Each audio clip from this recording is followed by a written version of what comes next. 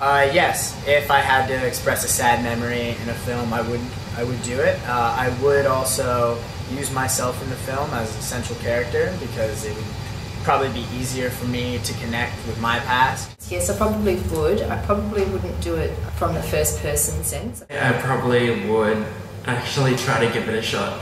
Actually attempt to kind of recapture an experience in a way that possibly may not be historically accurate. I wouldn't like to do that. Don't think I would ever make a film that's based on my life.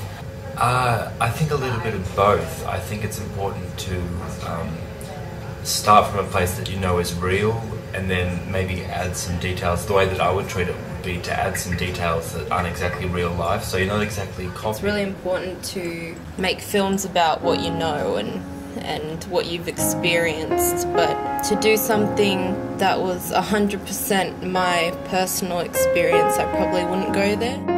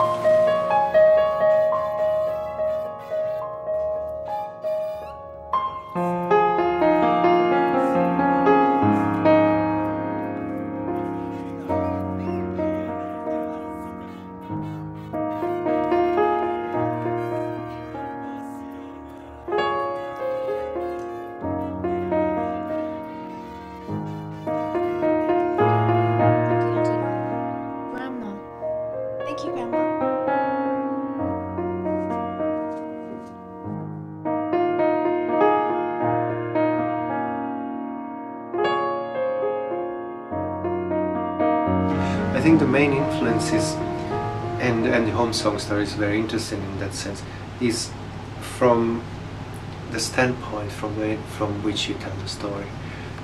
For example, in the Home Song Story you have an actor playing the director in his 40s looking back, and the entire story is a flashback.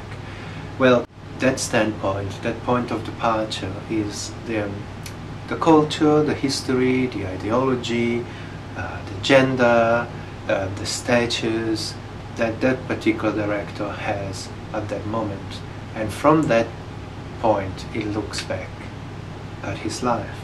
It happens also with everyone. You know, you tell a story from a point of view, from a particular perspective. In this particular case, the perspective from which a story about a very strong woman who goes through a transnational journey is told is from a standpoint which is the middle-class, multicultural Australian who is an artist, so to speak. And that certainly influences many of the stylistic choices that are part of the movie and construct the story.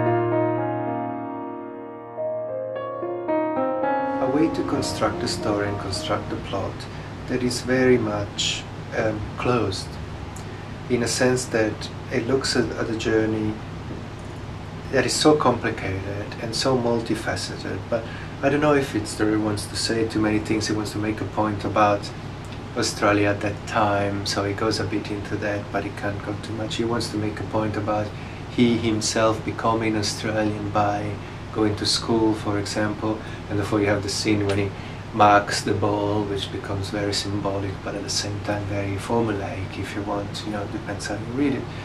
If the autobiography by definition is a way to make sense out of the past, the way in which he uses it is to make one sense. So he says, if there is one story that defines me, it's this one. Then when you look at Rose, at the character, you'll see that her story is not only one story, it's so open, it's so complicated, she's such a strong woman, she's not a victim of migration necessarily, and so on and so on. But I think that the way in which this narrative is constructed somehow shrinks her a little bit in a dichotomy between being normal and not being normal, integrating and not integrating. Well, she's doing both at the same time. And maybe the way in which this film is constructed, the expectations around this film beyond the director maybe shrank that a little bit and made it very, very polished.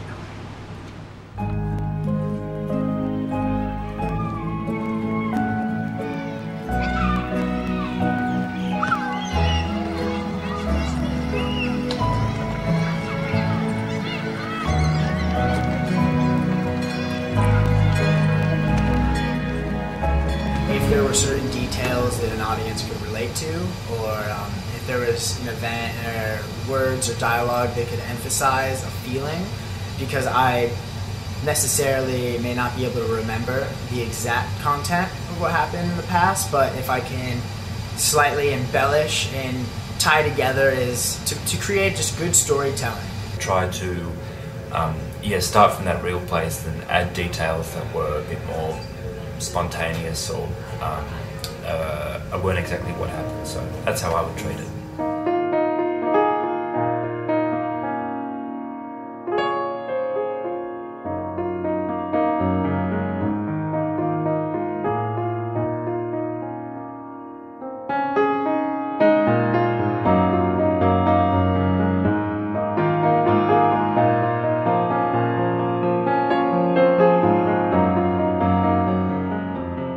I had a chat with a good friend of the director, and she was involved with the same production house, the small production house that then got the big money to do it.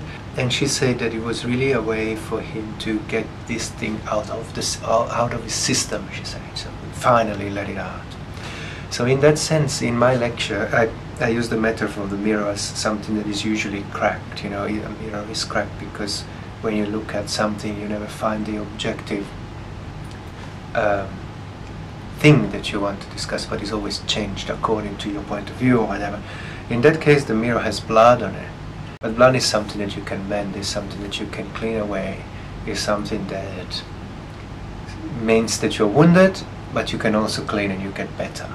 And I think that probably what could be read as is, you know, the mirror of the story of Rose, and how that is very, very painful to remember, but at the same time the act of remembering cleans away the blood and mends it and makes it good again. In fact, now, as he said at the end, I'm remarkably normal, you know, for all that happened to me. I don't think mirrors work in that way. I think mirrors are always intrinsically bent, broken. They don't really show you something that is together as it is or as it should be. It's still, they tell you a story, they don't tell you the truth. What it seems to me is that if we read what I say and we believe it, mending, taking away the blood from that mirror means to have a polished story. A story that finally I can have, it's there, I put it away, I made sense of my past, now I can move on.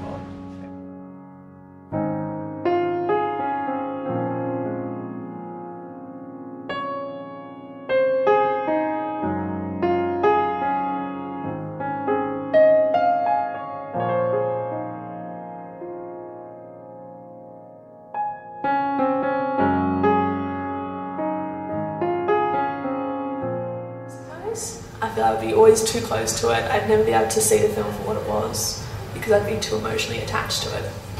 I could separate myself from the story and see how the character embellishes it on its own.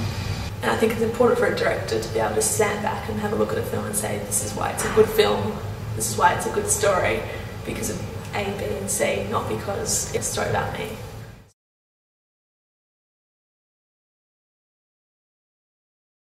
Well, if you make a film, I think the story that you are telling, in a way, it's important to you, and therefore it is personal at a certain level, even if it's not your autobiography.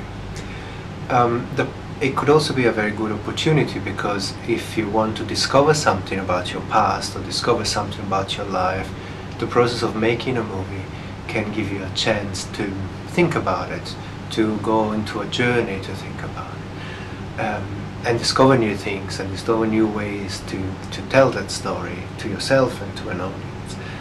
The problem with a personal story is that, as you know, cinema is not only the job of one person. Especially with movies that have a big budget, it's quite hard, I guess, to negotiate the journey that you want to do, to discover something about yourself, to discover something about your past, and all the different levels that a film is made of, from the production to the casting, to the music, to the editing, to the acting and so on. It's not all in the hand of the director, and you cannot reshoot. For example, things get re-edited in ways that producers think that are interesting or not.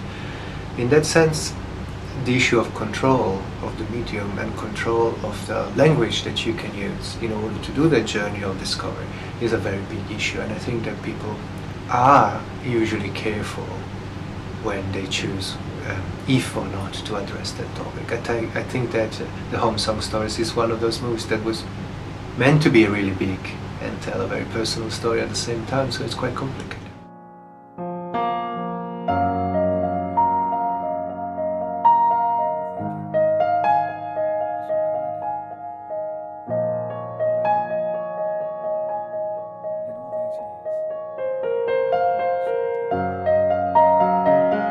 Bringing her back to life, over and over, trying to understand her, or perhaps to punish her, or just to remember, to feel, to accept, to forgive, to love.